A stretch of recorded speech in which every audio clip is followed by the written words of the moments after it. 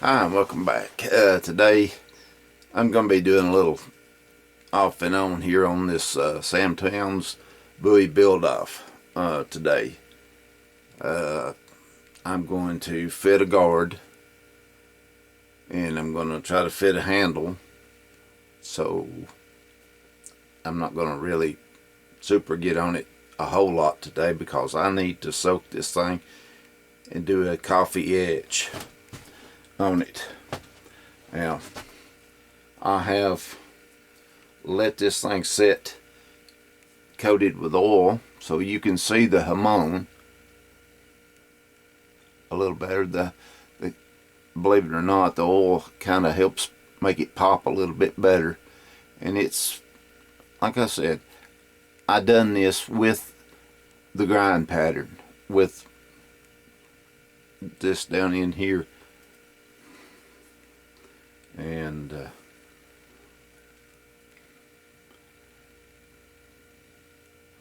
that's how I put the clay on it. So you can see just a little bit of a ghost line up here, but not much because I've ground this pretty thin. So then whatever this is, don't really take a super good Hamoned, but it did. It popped. But I'm going to do, like I said, right now I'm going to take it and clean it up in with some Simply Green, and then I'm going to use some carburetor cleaner on it and scrub it out that way, and then wash it with Dawn detergent to make sure I get all of the oil out of it. Then I'm going to put it in coffee. Just do it coffee darkening. It don't have to be hot coffee. Hot works. It works good, but it don't have to be, because chances are you're not going to leave this in hot coffee and keep the coffee hot for 12 or 14, 16 hours. You're just not going to do it. It's going to all evaporate. You put it in there, make your coffee with hot water, put it in there, and it's going to cool off. So, you're going to let it soak 8, 10, 12 hours, whatever like it. You're not going to constantly keep the coffee boiling, because nobody's going to stay up and keep adding water to it. No. So it's like, it's just a weak acid in there, but still, it does do a little for it. And so when I get this thing cleaned and get my tube cleaned out, there it's had vinegar in it. It's still got vinegar in it. But this right here, is the oil on it was keeping it from rusting. And I got a uniform color on it, and it helped bring out the darkness of the Hamoned a little bit, and hopefully the coffee will do the same thing, help bring it out a little bit more. So anyway, then we'll get on a guard here later on. Well, I will, and get it and just fit it on there. I'll take it in and out of the coffee and give it a little buffing every once in a while. But it's got the distal taper. I mean, it's thicker here than it is here. Got that little excuse me. Must be some ragweed around. Anyway, like that. And then the tang's been tapered, so this ought to be fine. Alright, I'm going to get on it. Okay, today is what, the 9th of October. October 9th is Monday. So that's great. There. Okay. Yeah, buddy texted me there a minute ago. he's fixing to start making plans to go ahead to Colorado. So, and I've not made any knives. I've still got, I've got knives some laid out, but I hadn't done any forging. This is the only thing that I've forged in a while, and so I didn't know if I was going to be able to do that or not. But I've got it. It's pretty good. I mean, look at it. There might be just one little wiggle right there that I can tap out. Yeah, it'll tap out. I just have to do it real slow and lightly. It's not bad. I mean, it's just barely noticeable. So, unless you're a knife maker and you can see a 10/1000th of a millimeter when something sticks out. But other than that, so now it's time to come up with a guard for it. So I forged out a piece here and kind of ground one edge of it fairly straight and kind of flattened it out on the belt grinder. Boy, I need a surface grinder. Really do. I hate sitting here with sandpaper and lapping it on the table there. I've got a granite block over there. I break out every once in a while to do that, but I cut all my sandpaper up. I didn't save any big pieces or full sheets. I cut it all up, and well, anyway, I'll do the best I can with it. So this is the handle. So this is what I'm going to do. And since this is that in there like that, I'm going to do probably see if I can get away with doing a D-guard on this. It's going to be tricky, or it is for me anyway. I'll have to do a little more shaping and first one thing and another, and have to do a little bit of finesse over here on the back end of it here. Now this has got the bone left on it. This was a white-tailed deer that got run over by something a lot bigger than it was in Illinois. So we stopped, and it had one side that was decent. The other side was all mangled up, and this was the mangled up side. And I cut it off, and I've cut the other up and everything. But this was okay. It had an eye guard right there, and or a G1 if you want to be specific about it. Eyebrow, whatever you want to call it. Brow tine. Yeah, I've heard them call it everything in the world, but G1 is when you measure them. That's what it's called, a G1. So I've got to cut this bone off, and I'm going to have to do it by hand, then grind it. I don't want to grind so much of it because, God, it stinks. It stinks bad to grind on it, but there ain't nothing feels no better in your hand. And well, there is, but I can't get that. Nobody's supposed to be getting that unless they got every kind of permit that ever was, and that is elephant ivory. The most tactile thing, natural ingredient that you can make a handle out of, or anything.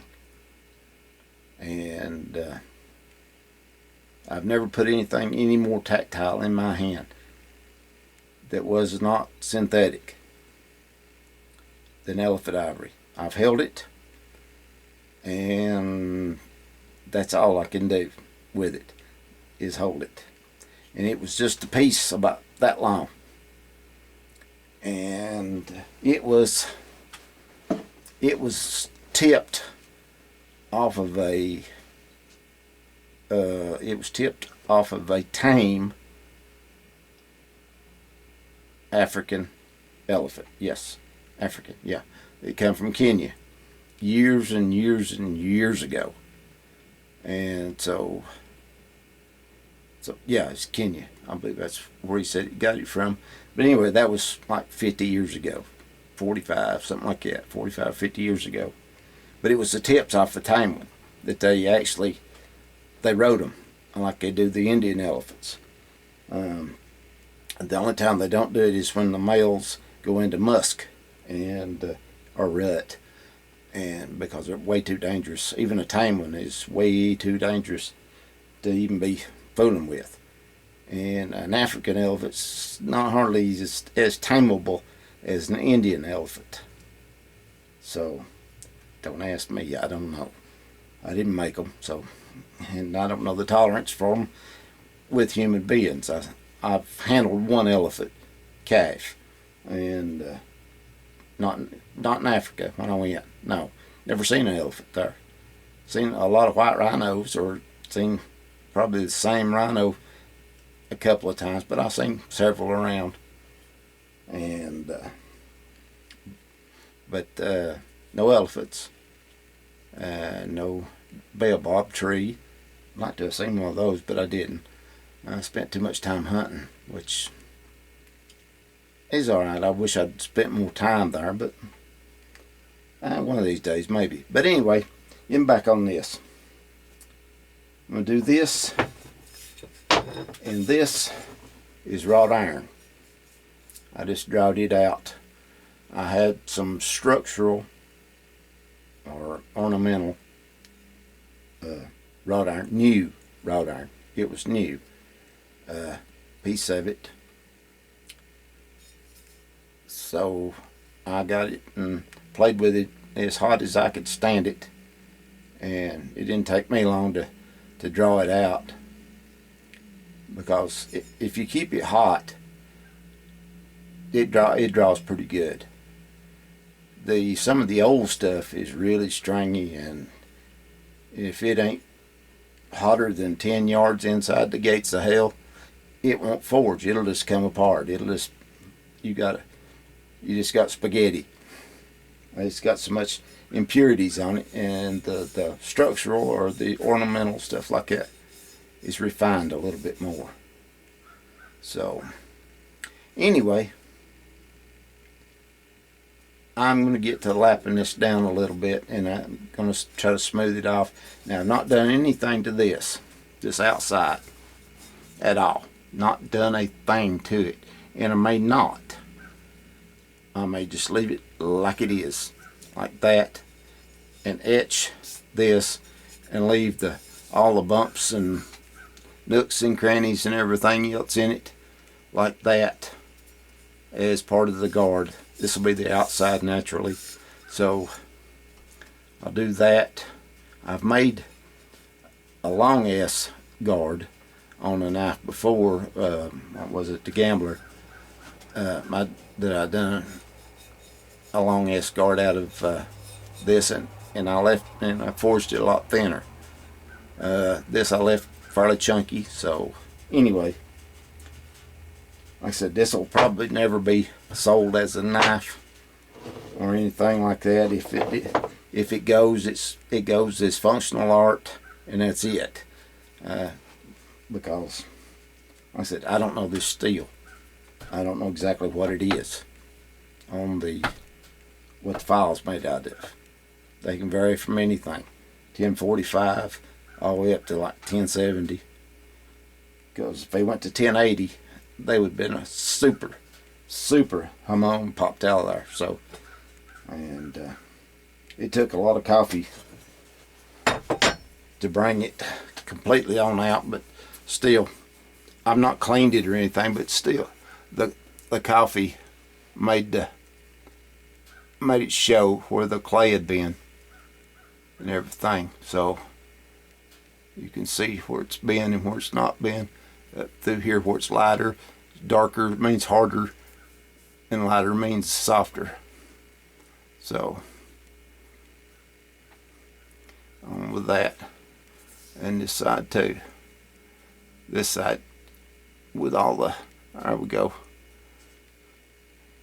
You can see You can see the Hamoned down in here, you know, and down below where all these holes are for this rasp side. So anyway, the Hamoned is visible. So after I get it cleaned, and this little bitty area right here, I mean, it's just like it's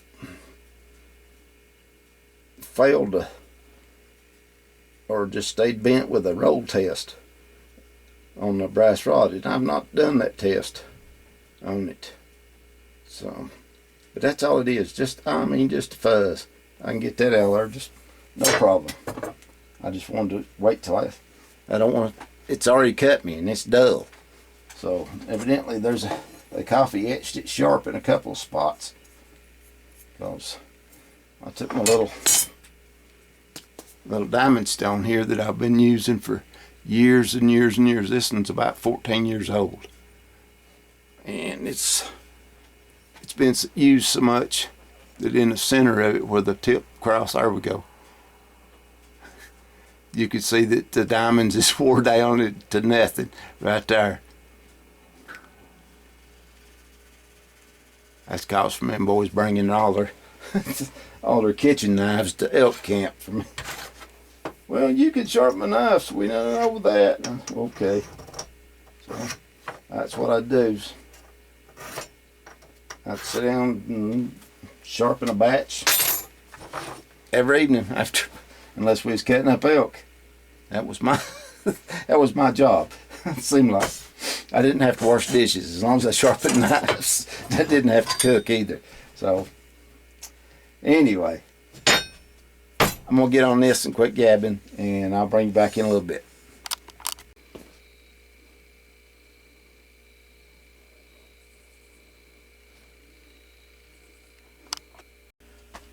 Okay, I'm back with my Bowie knife for the build, and it's finished. There's very few things I've got to do to it to completely 100% it. It needs to be cleaned, and I've got the toothbrush over there so I can clean out around the burr here. I thought about taking this and bending it and attaching it here and bringing it down that way, but I didn't want to detract from this, because I'd have to grind it and kind of make some, some adjustments I didn't want to make at the time. And being kind of one-handed with it kind of makes my life difficult. Now, is this the prettiest knife that I've ever made? No. Is the fit and finish, I guess, it's pretty good.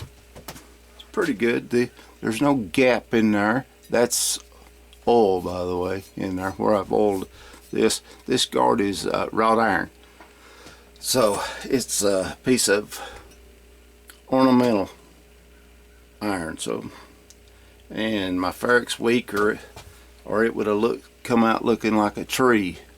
Look, tree bark, everything down. Down in here, well, you can't see it. There you go. There, I stamped my mark right there before I put it on. Right there. So made a little, yeah. Now this knife, this Bowie challenge, I could have built a Bowie knife. I mean, I built plenty of them, and I like the harpoon style, the fighting Bowies. I like them, but this is more in the line. Mine is more in the line of Jack Sparrow, the cutlass style. This one is the harpoon point Bowies, like this. Has a bolster. It has a clip on it. It has the really nice blade, and I've got a light on behind it there, so you can see the Hamoned. Yeah, this one's a couple of years old, so this is 1095 steel on this one right here. So now, Sam says that you can do that 01 is an alternative if you got nothing else, and do a Hamoned on it. Now I'm not going to argue the point. Sam may be able to get a Hamoned on 01 each and every time. I, on the other hand, cannot. This stuff has got too much chromium and stuff in it for me to figure out how to get a Hamoned on it. Even though I do clay it and Hamoned it, do the differential heat treatment exactly like the rest of the knives. 01, this one is an 01. There's no Hamoned on it. What line you're seeing right there is the grind line. That's how high the grind line was. This one also has a bolster. It just happens this one's Asian buffalo horn. Still got the clip on it. Everything. No Hamoned. Done exactly the same way as the 1095. This is just, like I said, 01. Now, this is also an 01 knife. Now, and so, no Hamoned. It was Hamoned.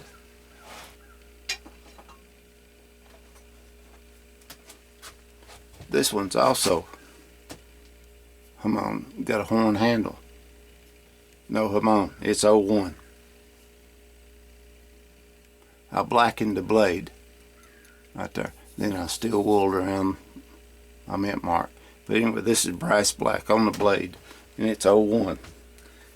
I just can't get it to Hamoned. And this is 8670M, which is Pop's version of L6. It doesn't Hamoned either. These knives have been handled by hundreds and hundreds of people. They all like them, but they claim they can't afford them. So I keep telling them, cheap ain't quality and quality ain't cheap. So anyway, now here's a 1095 that's got a Hamoned on it, but it's mirror polished.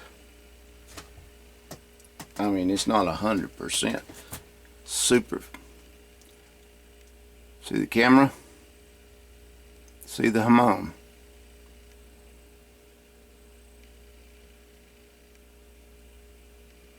There's no smoke and mirrors here. That's, well, the mirror's the knife. And right there's the camera. You can see it full well. And you can see the Hamoned lines at the same time on both sides. There's the camera. There's the Hamoned lines. And they're different side to side because I put the clay on different from side to side. So you can polish a Hamoned. As a matter of fact, on that note, let me see right here.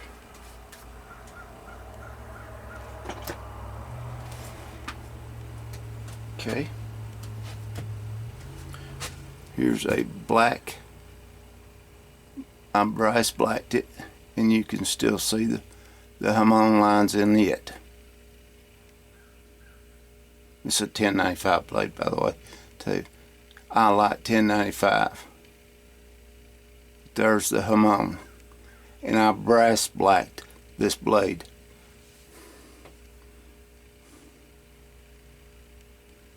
See the Hamoned?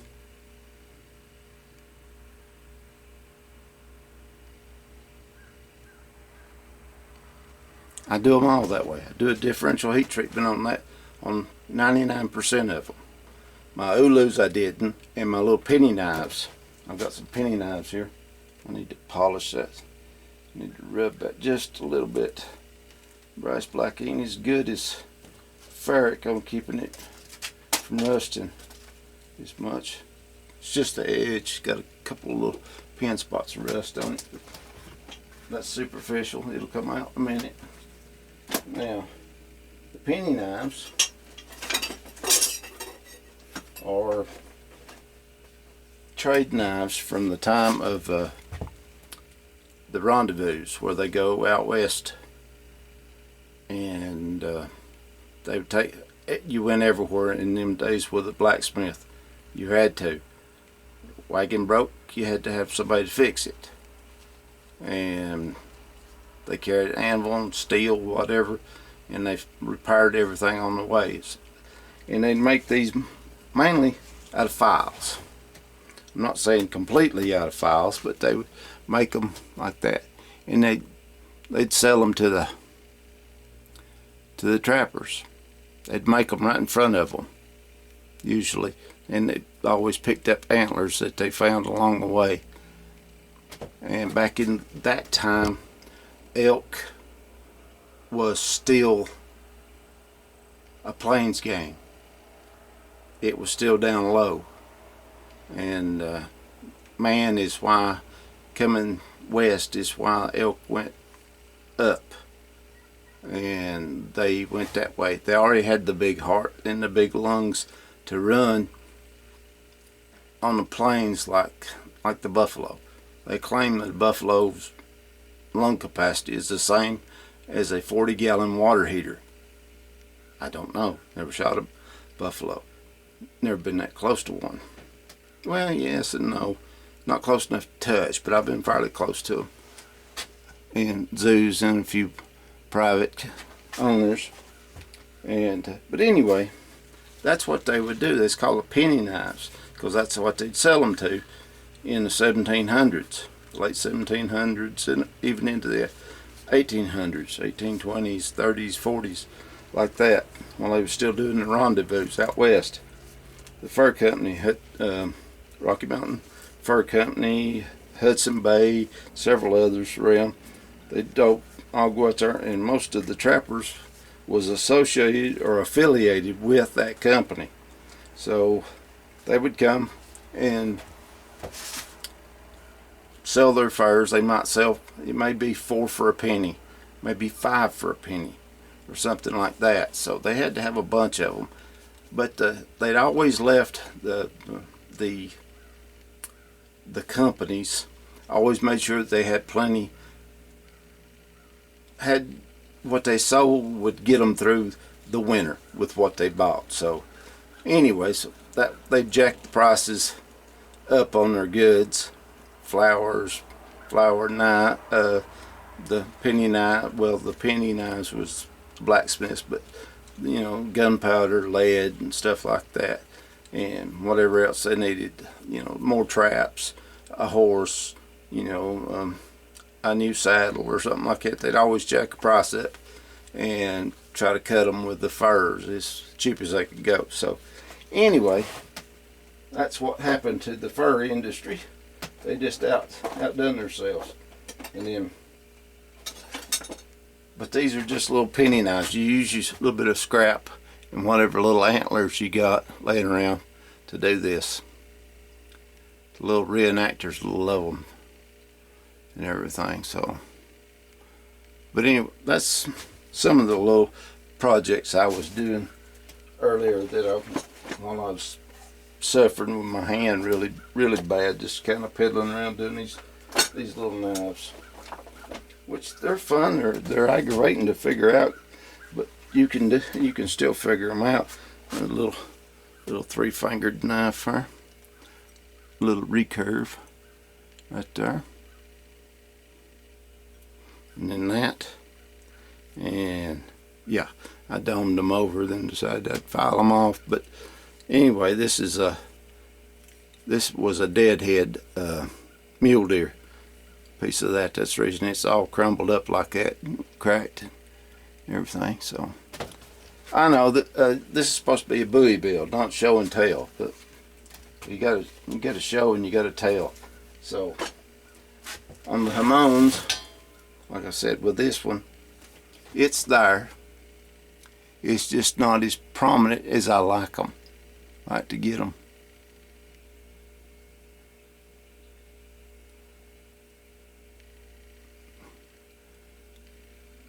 And I mainly followed. Now, on this, I don't know if, I don't believe I've mentioned it, but after the first initial clay and heat treat, this knife didn't harden in oil. And I had to take a page from Kenny over at Metal Man Productions and redo this.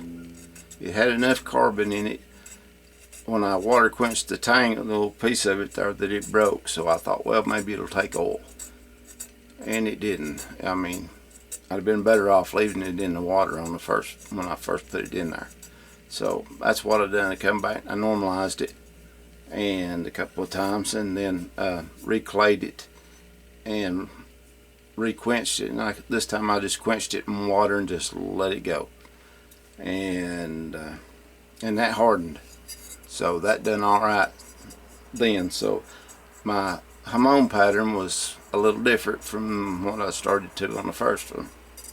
And matter of fact, it didn't do anything on the first one. So, but I left it in water. So this knife's been double quenched. I mean, but it's been neutralized, normalized in between. And I left it. Only done an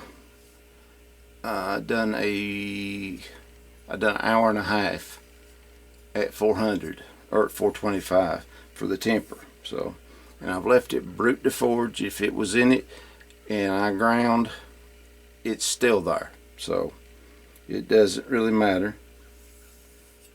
Like I said, I don't know what this steel is, and I hate to say that all the work that I've done into it, this knife will not be for sale. Now, regardless of the fact, I personally do not know what this steel is.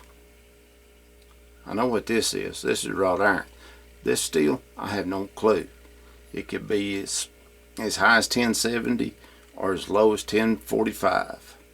It could be even lower, but it's got enough carbon in it that it did Hamoned. You can see the line. The line's not always follows that. I know it don't look it, but it's there in this. I need sunshine, but you can see it a little better on this side.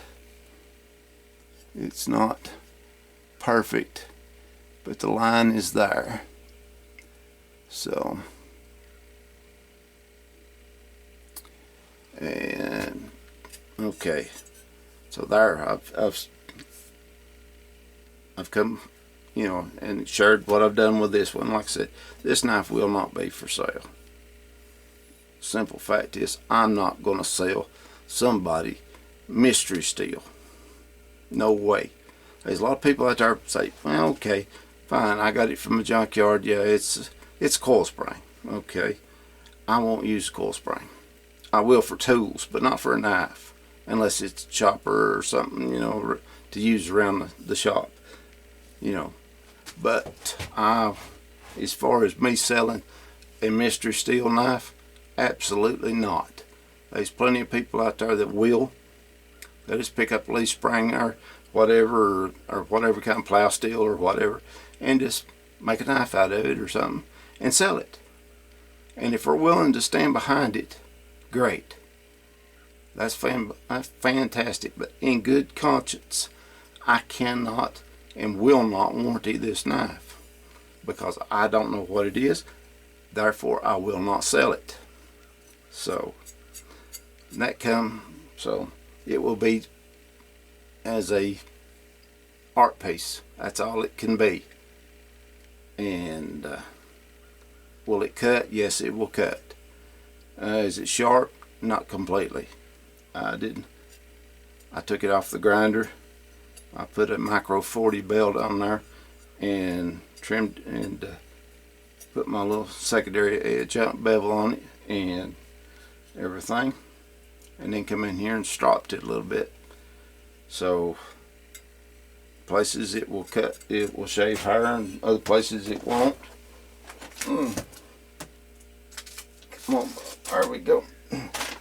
Alright, yeah, stiff. So It won't cut. It was cutting a while ago. There we go. I was just in the wrong spot. So it's not the best in the world, and that's been walked on, trampled on piece of paper. But like I said, I'm not going to completely sharpen it because it's not a knife. I would rank this up there with the KSOs, you know, simply because, like I said, I don't know what this steel is. I'm like that feller that was on Forged in Fire that was at the Track Rock Hammer-In. Paul, I keep know what his name was, and he said, I asked him, I said, what do you, he was helping some boys build a knife, 3 boys. They laid out a design and he forged them right there with them. He let them beat on it some, but he was doing the final forging on them, smoothing them up before they went to the grinder. So anyway, I asked him, I said, what steel you using? He said 5160, and I said, you got a leaf spring over there somewhere? And he said, oh hell no, oh hell no. And he said, I don't. He said 5160 is fantastic steel. I said, but I do not use leaf springs, coil springs, or anything else like that. I do not use mystery or steel or used steel like that in my knives. I said, well, I'm the same way. And he said, that's right. I said, you feel comfortable if you would, said, don't think you'd feel as comfortable knowing paying $600 for one of my knives that was made out of leaf spring and a $600 knife that was made out of brand new steel. Which one would you want? And I said, the new steel every time. He said, that's right, because it's full of, and I said, micro fractures. And he said, yeah. Said it's been worked and bounced and moved and everything else like that. Any at all movement, you know, repeated movement adds stress to the material. Even though it's tempered and everything for a spring, it adds stress fractures in it. And you know, I just don't feel comfortable with it. And I believe I've told this story again. I watched a fella on YouTube do. He was doing spring replacement. He's in Canada. Simons or something like that. I can't think of his name. Anyway, it's been a while since I've seen it. But anyway, he took a Max spring off of a Camelback. The spring's humped. That rear hump spring looks like a camel's back hump. Anyway, they broke a spring in there. So he was going to take it apart and get to get down to the broke spring so he could take it out and put a new one in it. Well, he took one out, set it down over there, took another one out, and he said, this spring, he looked at it, and he turned to the corner, and he had an Alex steel anvil, 140-pound anvil, sitting there. And he said, this is a spring off of this truck. It's over an inch thick and 6 inches wide. He just dropped it right on that anvil, and it just 100 pieces. He said it looked good. He said, but I seen the signs that it was rotten. And he said, there it goes, 1 inch thick, 6 inches wide. Looked like a good one till he dropped it, and it wasn't. So that's the reason I don't use springs for knife steel at all. I believe in if you're going to pay for something, you're going to pay for quality. You don't want garbage with a bow on it. I mean, it's like you can polish a turd and all you're going to have is shiny crap when you get done. So that's exactly the reason, like I said, these I do not sell. But I may come up with a way to get this in somebody's hand. as a what you'd say as an art piece. Now the balance, but right now while I'm fooling with it, the balance point is in the exact here, in this right here, because it tips down that way, it tips back that way, so it's got to be right in the middle of them. Anyway, so I just thought I'd want to share and give you that little story. You know me, yeah, if I'm gonna do a video, I'm gonna talk a lot. So, but this one is done, like I said, except for just final cleaning and up, and I made a sheath for it, so that you can have an artsy sheath to go with an artsy knife one of these days, maybe.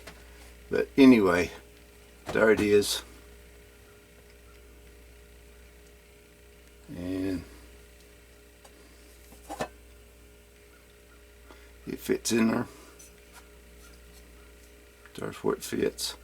I had to make it wide enough for that little belly on there. So now let's get to the measurements here. I did have a 15-inch ruler here somewhere, but yeah, right there it is. Okay, we're gonna go from the blade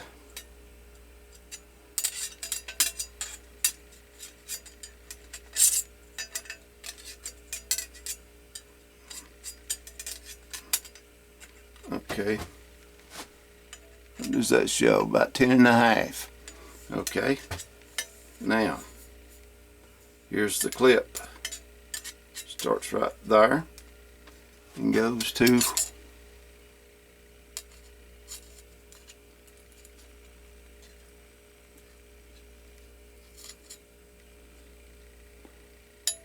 is that about right there? It goes to what?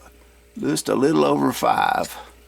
So that's almost, not quite, but it's a little over 5. Straight measurement, not curved, straight measurement. The ricasso is about 7/8. It just had to have a defined ricasso, and that was it. It either had to have a guard or a bolster. The handle, there was no nothing on it. It didn't say that it needed to be a pommel or a pass-through tang with a washer on it, or a straight handle, a coffin handle, whatever like that. So I wanted to put this on it. Makes it a little more artsy and crafty and everything. It fits your hand pretty good, considering that yeah, that it's not really a knife. But anyway, this is from Ohio, or not Ohio, but Illinois. This is, and this is a Illinois whitetail deer antler, and it died from natural causes. Yeah, it stepped out in front of a truck, and we just happened along before anybody else to get the antlers. So, and the guard is wrought iron. So anyway, this concludes the build for this. So I'll be leaving here in a few, probably by the time you see this, probably a few days, or I may even be gone to Colorado. So I'm gonna leave this with you, and I've got several other little projects when I get back, and hopefully when I get back I can have some antlers with me. You know, I'm gonna take my Sawzall there and go and get them on the way out and on the way back, so that way hopefully I'll have plenty, because you never know out there. They had a big snow and a big kill off, so there probably won't be a whole lot out there where we're going. But you know, hey, you could always buy them. I don't like to. They're too expensive, really. And I like the fact of using something that would normally just go to waste anyway, so try not to do that. I'm gonna, like I said, I'm gonna oil this thing up, take a few pictures, send them to Sam, and consider this Bowie build done. Thank you for watching, each and every one of you. And I may come up with a contest that will put this in somebody's hands. So till I get back and everything else, this is Bobby Shields saying, God bless.